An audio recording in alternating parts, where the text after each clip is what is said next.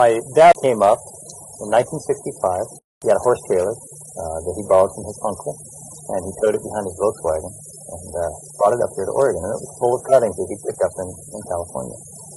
The reason he came here was the climate. Oregon's climate is much more similar to that of Burgundy than the places in California where Pinot was being grown at the time.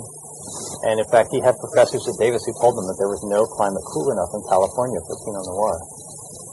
At the same time, they thought he was crazy to come to Oregon. He went looking for a site, and he stumbled upon this flood, this interesting little volcanic anomaly in the middle of the northern Willamette Valley called Dundee Hills. Of course, he didn't have any money. He was working for a textbook company at the time, selling college textbooks, and he went back to a sales conference in Chicago in the summer of 1966, and that's where he met my mom. She also worked for the same company, and they must have hit it off because they got married 6 weeks later.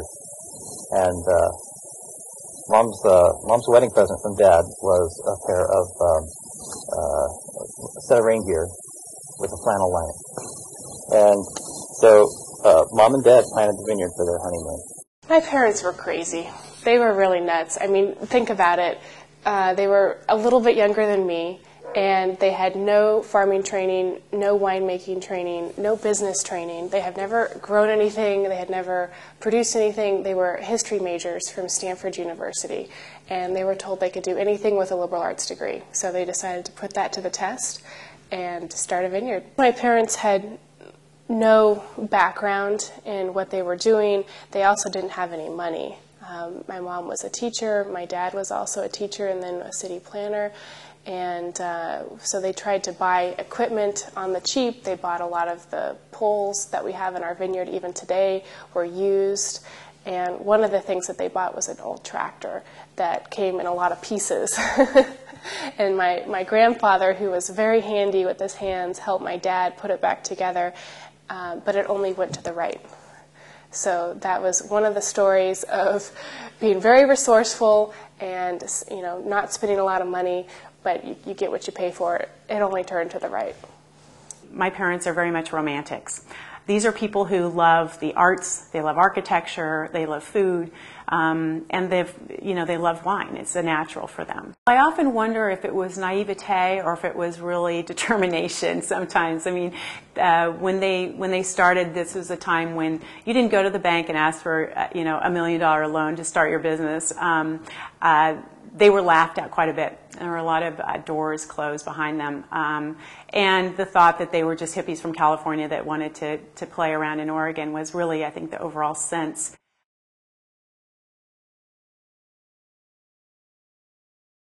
My whole childhood growing up here was revolving around the business. So family time was also business time.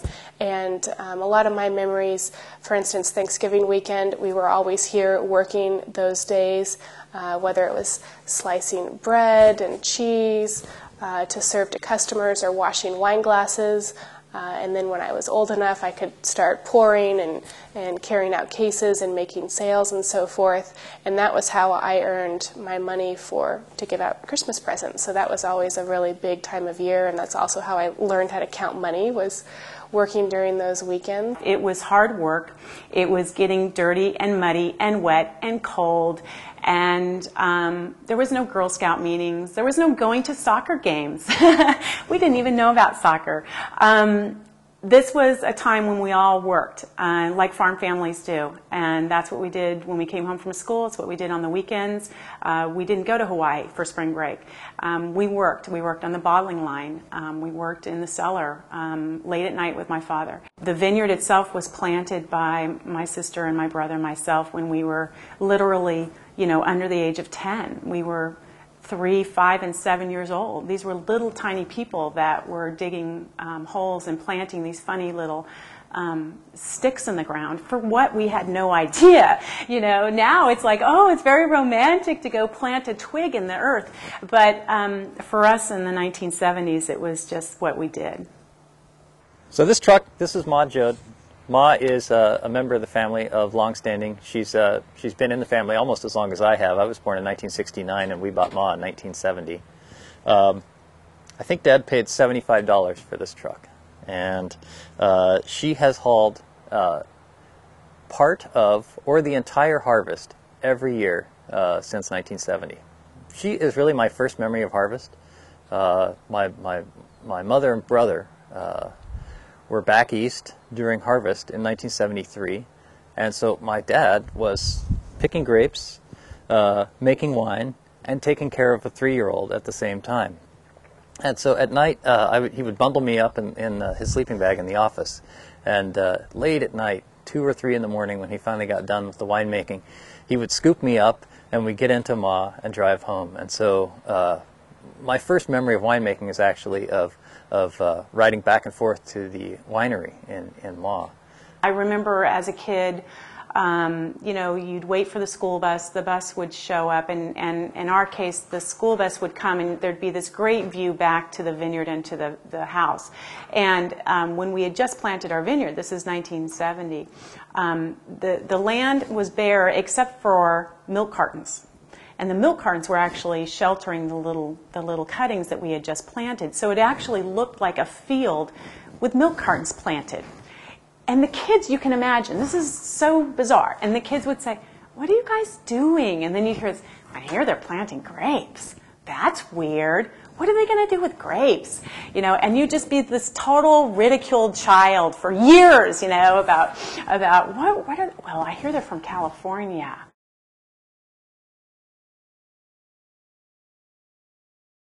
I don't know if I could do what they did.